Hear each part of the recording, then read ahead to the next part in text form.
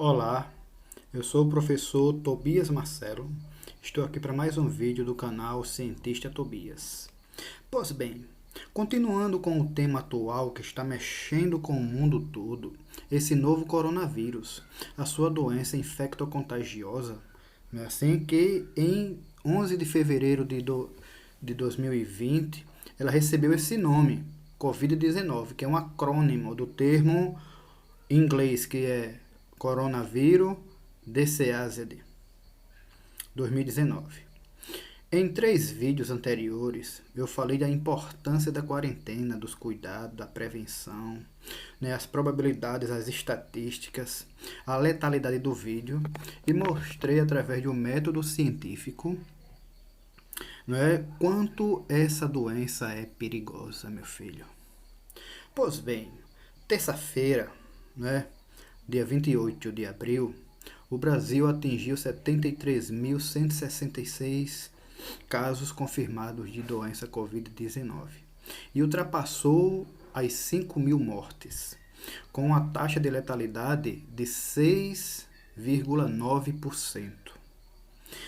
Enquanto que quarta-feira, um dia depois, foram confirmados 5.500, quase mais 500 casos de óbitos, com 79.685 casos confirmados, continuando com a mesma taxa de letalidade, 7%. No Brasil é 7%, meu filho. Pegou essa doença, a probabilidade de você morrer é 7%. Cuidado.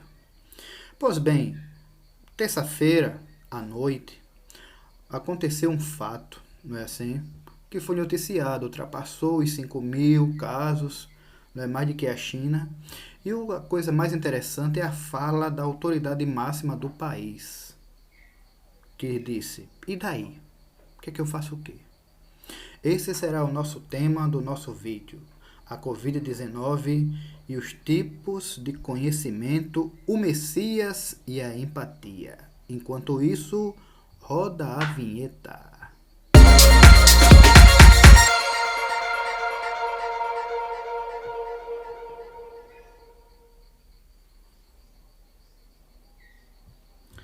Voltando ao nosso vídeo, vou começar falando e informando que eu não sou político, não sou filiado a nenhum partido político, não sou militante de nenhuma vertente filosófica de esquerda, de direita, de centro, não sou fanático, não sou radical, não tenho interesse em assumir quaisquer cargos advindos da política, me considero apenas um cidadão que paga os seus impostos, que dá sugestões e que é crítico ao observar esses fenômenos que acontecem na sociedade. E, finalmente, já que eu não acredito nos políticos atuais, que eu acredito que eles não têm nenhuma intenção verdadeira de mudar o quadro atual para melhor, certo? Tanto federal, municipal ou estadual. E, finalmente, eu tenho fé e acredito apenas em Deus. Só isso, certo? Vamos lá. Voltando ao tema central do nosso vídeo, a gente vai falar e vai começar a falar dos tipos de conhecimento. Vocês sabem quais são? São 5 tipos de conhecimento. Conhecimento científico, conhecimento teológico ou religioso, empírico ou senso comum, filosófico e o conhecimento tácito ou conhecimento do cotidiano. Vamos lá. Conhecimento científico é obtido através de métodos de buscas com base em experimentos e utilização da lógica matemática para expressar as propriedades e as leis. Não é inquestionável, viu? Pode a qualquer momento ser contestado e perder a suposta veracidade. Conhecimento religioso. Esse tipo de conhecimento está baseado na fé religiosa. Não que uma religião seja melhor que a outra, ou que uma seja verdadeira, a outra seja falsa, certo? Vai de acordo com a sua fé. A fé é a verdade absoluta e apresenta todas as explicações para os mistérios que rondam a mente humana. Não há necessidade de verificação científica, certo? Para que essa verdade seja aceita. O que precisa é você ter fé. Tranquilo? Conhecimento empírico ou senso comum é o modo de pensar da maioria das pessoas. São noções que são aceitas, certo? Pelos indivíduos. É o chamado conhecimento vulgar. O senso comum, esse tipo de conhecimento, surge a partir da interação do ser humano, certo? Com o ambiente que o rodeia. Pode ser baseado em experiências, mas ele não tem a mesma legitimidade da comprovação científica. Vamos lá. Ao contrário do conhecimento científico, não há preocupação de refletir sobre o objeto observado. Limita-se apenas a dar uma dedução. É aquela história, quem cai primeiro, uma folha ou uma pedra? Certo? O cara só vai dizer, é a pedra. Por quê? Não tem o porquê, não tem o experimento. Esse é esse tipo de conhecimento. Conhecimento filosófico, vamos lá, representa um meio termo entre o científico e o empírico, pois nasce a partir da relação do ser humano com o cotidiano, mas é baseado nas relações, reflexões, especulações que esse conhecimento faz das questões imateriais e subjetivas. Esse tipo de conhecimento foi construído porque o ser humano tem a capacidade de pensar, como já dizia aquele pensador René Descartes, penso, logo existo. Vamos lá. Mesmo sendo de natureza racional, certo? O conhecimento filosófico dispensa a comprovação científica, uma vez que o objeto de análise não consiste de coisas materiais. É graças ao conhecimento filosófico que são construídas as ideias, os conceitos, as ideologias, que buscam explicar de modo racional as diversas questões sobre o mundo e a vida humana. Alguns estudiosos também consideram que o conhecimento filosófico é um meio termo entre o científico e o religioso. Vamos lá. O outro conhecimento tácito ou do cotidiano. É aquele que é gerado a partir da observação de fatores naturais, que podem ou não tornar-se científico. Não tem por base experimentação, mas a base deles são os fatos que as pessoas vivenciaram, que pode ou não possuir a pretensão de ser científico. Assim, o empírico, que é o conhecimento tácito, se baseia nas experiências individuais dos indivíduos ao longo da vida. Esse é um conhecimento particular do indivíduo, sendo a sua explicação ensinamento para outras pessoas através de métodos didáticos convencionais, ser difícil ou ser impossível. Eu coloquei aqui para vocês na tela um triângulo, certo? Com os vértices tendo, para mim, os 3 conhecimentos principais do ser humano. No topo do triângulo, conhecimento científico. Na base, o conhecimento religioso e o do senso comum, que todos têm esse conhecimento. O conhecimento filosófico é o meio termo entre quem? Entre o religioso e o científico. O conhecimento tácito do cotidiano é o conhecimento individual da pessoa, né? E o senso comum é o conhecimento de todos os seres humanos. Todos esses conhecimentos, ele tem que levar ao conhecimento científico. Tem pessoas que vivem pelo conhecimento teológico, vivem pela religião. Outras vivem pelo conhecimento científico. E outras vivem pelo senso comum, né? O que você acha, certo, das coisas. Pois bem, vamos dar continuidade ao nosso vídeo. Vamos falar agora de outro tema que tem rondado as redes sociais e os jornais. Infelizmente, é o tema impeachment. Vocês já ouviram falar dessa palavra impeachment? Se a gente for traduzir, significa destituição. Tirou alguém de um cargo porque não estava cumprindo. Vamos dar a definição correta. É um processo político-criminal instaurado por denúncia no Congresso para apurar a responsabilidade do presidente da República, do governador, do prefeito, ministro do Supremo Tribunal ou qualquer outro funcionário de alta categoria, por grave delito, por má conduta no exercício das funções, cabendo ao Senado, Federal, né? Se procedente a acusação, aplicar ao infrator a pena de destituição do cargo. Trocando em miúdos, o impeachment é apenas um processo político, velho. Pois quem determina o início, prosseguimento e afastamento é o Congresso Nacional. Os deputados, né, dá o início e os senadores dá o final. Tranquilo? Vamos voltar agora a falar de quantidades. Você tem ideia quanto é a população da China? Vou dizer para vocês. 1.393.000.000 de habitantes. Isso de 2018. Se comparar para o Brasil, a população do Brasil é 6 vezes menor. É de 209.500.000 habitantes aqui no Brasil, certo? Pois bem, o nosso, certo, Messias, que ele falou que era Messias, ele falou que 70% da população brasileira vai ter contato com o novo coronavírus. Isso não é para o que ele está dizendo para diminuir o contágio, não, certo? É o que ele pensa. E também vai ser consequência das suas ações desastrosas, que levam o povo a quebrar a quarentena. Entretanto, se você for dar ouvido ao que o Messias fala, eu digo que esse contato vai atingir 100% da população brasileira. Mais cedo do que você imagina, certo? E mais cedo do que eu gostaria que fosse. Mas vamos lá. Se nós seguíssemos os cuidados da quarentena, certo? Da prevenção que a OMS preconiza, a Organização Mundial de Saúde, apenas 10% da população seria afetada, meu irmão, certo? A letalidade da doença é de 4%, dados da OMS. Mas os dados do Brasil, sabe quanto é essa letalidade?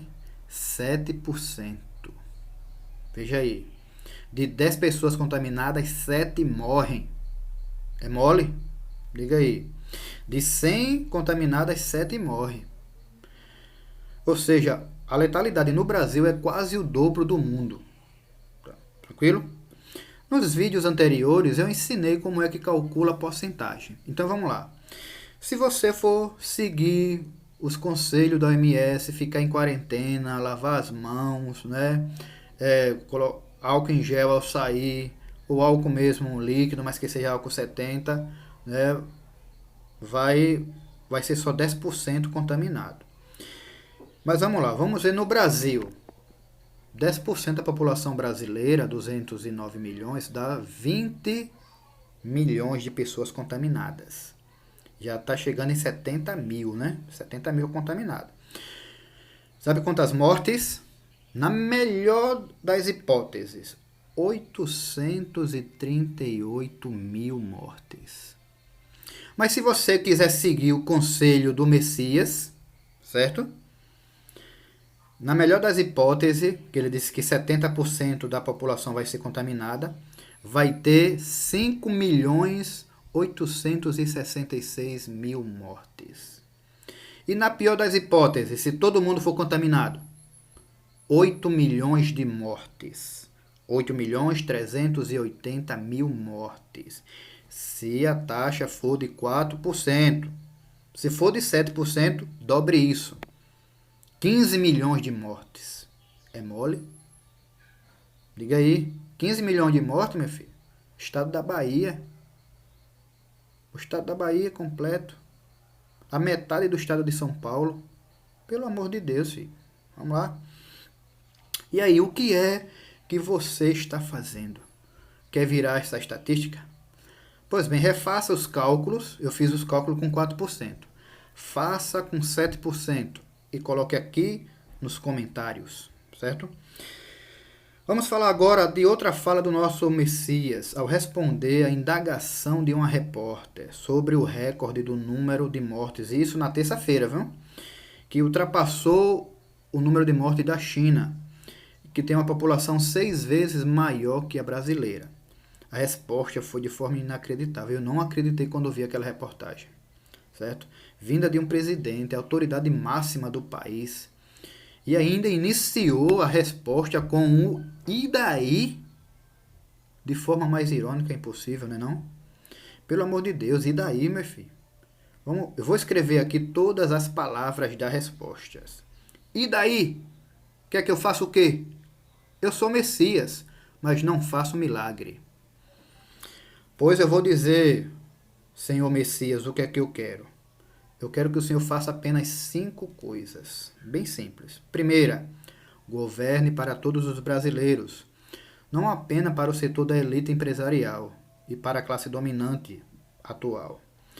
Segundo, tenha empatia pelos que perderam seus entes queridos, que nem sequer puderam dar um funeral digno àquele que morreu com essa doença. Terceiro, deixe a campanha. A campanha eleitoral de 2018 acabou. A próxima campanha é só em abril de 2022. Pelo amor de Deus, governe. Deixe a campanha de lado. A campanha já passou. Quarto, se não puder ajudar, ou melhor, se não quiser ajudar, porque eu sei que o Senhor tem o poder de ajudar. Mas se não quiser ajudar, não atrapalhe o combate à infecção. E finalmente, 5, não coloque a culpa do aumento da contaminação e das mortes nas outras pessoas. Assuma o que você fez, porque o Senhor é exemplo para toda a população brasileira, exemplo para o bem e exemplo para o mal. Se a gente tivesse cuidado da quarentena, né, seguido os cuidados da prevenção, seguido corretamente, a gente não estava nesse estado tão lastimável. Outra coisa que me causou horror ao ver o vídeo foi ver o sorrisinho desavergonhado na boca daqueles apoiadores que não tem nenhum tipo de valor social, valor moral e muito menos empatia pelos que perderam as vidas, né? Pelos familiares que perderam os entes queridos. E aí, eu acho que... Será que você sabe o que é empatia? Empatia é você ter a habilidade de entender o que o outro necessita. É sentir o que o outro está sentindo, é se colocar no lugar do outro, é ver o mundo pela ótica do outro, certo? O seu desconforto, certo? Aí as suas alegrias, as suas vitórias, as suas conquistas. De um modo geral, empatia é a capacidade que você tem de vivenciar a dor e a alegria da outra pessoa. Mesmo que essa ligação com a outra pessoa não seja uma ligação surreal, uma ligação de outro mundo, entendeu? Mas você sente, é como Jesus Cristo falou, chorai com os que choram, se alegrai com os que se alegram. Aí eu falo para vocês assim, como já dizia o grande dramaturgo, né, Ariano Suassuna, ele dizia assim nas suas palestras, já fui para uma palestra dele, muito boa a palestra do Ariano. A classe dominante brasileira, no século XIX, queria ser francesa. É tanto que colocaram o francês como matéria obrigatória nas escolas. Hoje, em pleno século XXI, ela quer ser a norte-americana. A classe dominante brasileira, ela nunca olha com os bons olhos para o que é feito aqui no Brasil. Para ela, certo? A ciência aqui não presta. A educação aqui não presta. O nosso sistema de saúde também não presta. Os produtos aqui não prestam, preferem importados. Se for americano, não. Se for chinês, aí diz logo, não presta. É assim? Se for americano, presta. Pois eu vou falar para vocês assim, observe o sistema de saúde americano. Lá, se você adoecer e não puder mais trabalhar, não vai receber nada não, filho. Certo? Não vai ter nada que te ajude por parte do governo de lá, não. Se você precisar de uma consulta médica, tem que pagar. Se você se internar, vai falir a família, vai ficar tudo pobre. Esse é um dos fatores principais do que está acontecendo por lá. As milhares de mortes, que já vai chegar nos milhões de mortes lá, certo? Agora eu vou te informar, já que você não sabe. Por aqui, no nosso Brasil brasileiro, se você é um trabalhador, não importa se de firma, não importa se trabalhador informal, mas se você contribuiu para o INSS, certo? Não precisa ter carteira assinada não, é só ter contribuído como individual, certo? Facultativo, certo assim? Você tem direito a auxílio doença. Se você vier morrer, a sua esposa tem direito a uma pensão. Se você precisa se internar, né, em emergência ou urgência, tem hospitais disponíveis, o SUS vai cobrir aqueles custos. Porque na nossa Constituição, saúde é direito seu e dever do Estado, certo? Como está lá na nossa Constituição de 1988. Muitas pessoas querem rasgar a Constituição e dizer, vamos fazer outra. Para quê? Para tirar esses direitos do povo? Para vocês que não sabem, quando foi que o SUS foi fundado, vamos dizer assim, criado? Ele foi criado 2 anos após a Constituição. Foi criado em 19 de setembro de 1990, com a Lei 8.080 de 1990. Conforme diz a Constituição, saúde é direito de todos e dever do Estado. Com a criação do SUS, proporcionou acesso universal ao sistema de saúde, sem ter nenhuma discriminação. Certo? Mas tem gente que ainda acha que o SUS é ruim. Faz o quê? Paga plano de saúde. Certo? Mas você tem direito a ir para o SUS. Como meu avô, que morreu com 96 anos, passou por 2 guerras mundiais, ele já dizia, certo? Pare de ser papagaio de puteiro. Certo assim? O que é isso? É aquele que repete o que os outros falam, sem nem mesmo pensar, sem refletir. Certo? Pare de repetir o que a elite põe na cabeça, desmiolados. Certo? Aí eu deixo para vocês os 5 conselhos que o meu avô me deu. Não seja crítico. Mas se for crítico, dê uma solução para o problema. Não crie problema se você não tem a solução. O terceiro, concorde quando for para concordar, mas discorde o que não é certo perante a lei e perante a minha fé. Elogie quando for para elogiar, mas não espere elogios de quem não sabe elogiar ou quem não quer elogiar. E a quinta, seja empático, se coloque no lugar do outro. E eu deixo uma última pergunta. Você ainda quer viver nos Estados Unidos de América? Que muitos pensam que é o paraíso na Terra. Se você gostou do vídeo, deixe o seu joinha, se inscreva no canal, compartilhe o vídeo, certo? Obrigado!